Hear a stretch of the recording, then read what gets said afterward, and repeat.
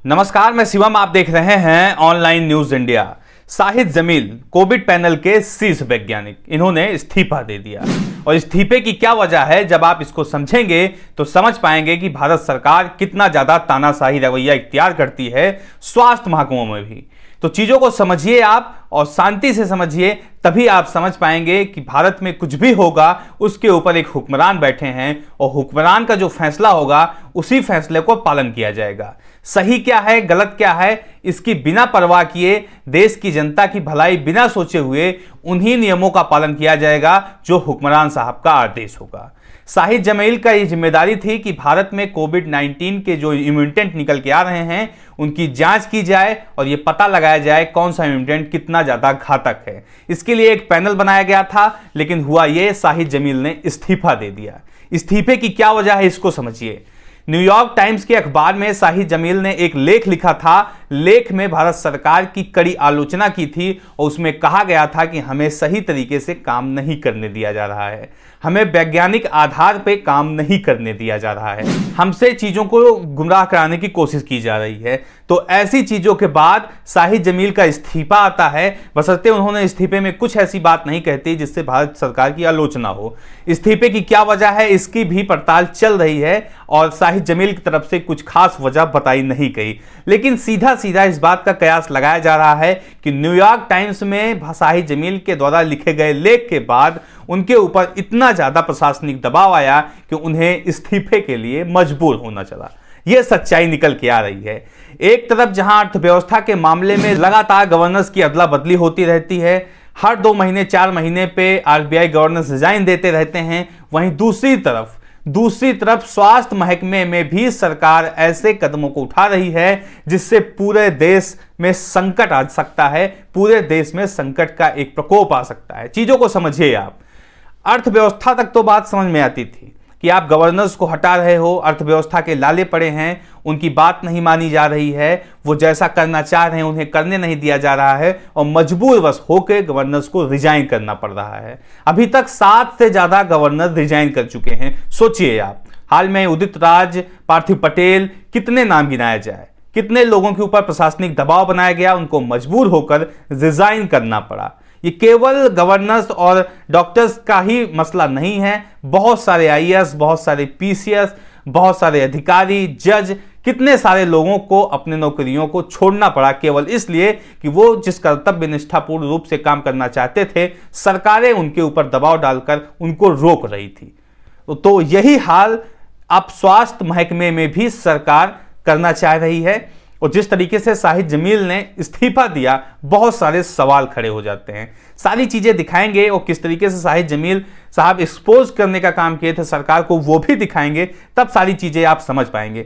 ये बीबीसी की खबर देखिए आप लोग, शाहिद जमील ने क्यों छोड़ा कोविड पैनल, क्या मोदी सरकार की आलोचना थी वजह, सारी चीज़ों को समझते हैं। और उसके बाद क्या कुछ न्यूयॉर्क टाइम्स में शाहिद जमील ने कहा था उसको भी समझते हैं, फिर वीडियो दिखाएंगे आपको। न्यूयॉर्क टाइम्स में की थी आलोचना। डॉक्टर जमील ने हाल में ही न्यूयॉर्क टाइम्स अखबार में एक लेख लिखकर भारत में कोविड-19 मैनेजमेंट की सख्त टिप्पणी की थी।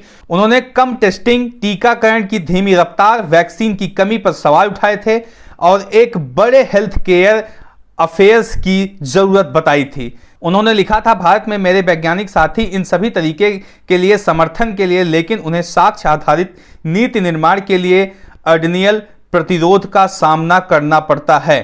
देश में डेटा इकट्ठा करने में अंतर होने पर उन्होंने कहा, 30 अप्रैल को 800 भारतीय वैज्ञानिक ने प्रधानमंत्री से अपील की थी कि डेटा उन्हें मिलना चाहिए, तभी शेष भविष्यवाणी और वायरस को रोकने में मदद की जाएगी। जमील ने लिखा, डेटा के आधार पर फैसले लेने की आघात है, जबकि भारत में महामारी नियंत्रण के बाहर है। हम जिस इंसानी कीमत को झेल रहे हैं वह एक अस्थायी दाग छोड़ जाएगी। ये सारी चीज़ें समझ लीजिए आप। जमील साहब INACOG के अध्यक्ष थे और उसके अध्यक्ष होते हुए भारत में कोविड नियंत्रण पे काम कर रहे थे। और न्यूयॉर्क टाइम्स में जिस तरीके से उन्होंने लेख लिखा और सारी चीज़ें समझाई कि हमें सही तरीके से काम नहीं किया जा रहा है, वैज्ञानिक आधारों पे हमें काम नहीं करने दिया जाता, डेटा सही तरीके से हमको प्रोवाइड नहीं कराया जाता, जिसके आधार पर एक हम सटीक फैसला ले सकें और ये बता सकें कि भारत में कोरोना वायरस का कहर कब तक रहेगा और कब भारतवासियों को कोरोना वायरस से निजात मिलेगी।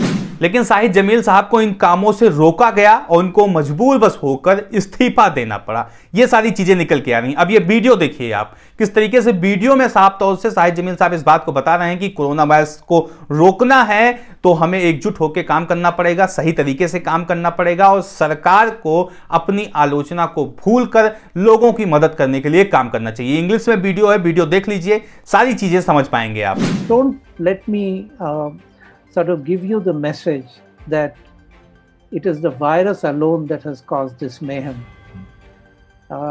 We allowed the virus to do this. Local body elections and state elections that happened in many states, and of course the religious congregations. The Kumbh Mela is one example where lots of people gathered in one place. तो एक तरफ देश में महामारी चल रही है और दूसरी तरफ प्रधानमंत्री मोदी जी अपनी छवि को लेकर काफी ज्यादा चिंतित हैं और अपने छवि को बचाने के लिए ये सारे कदम उठा रहे हैं।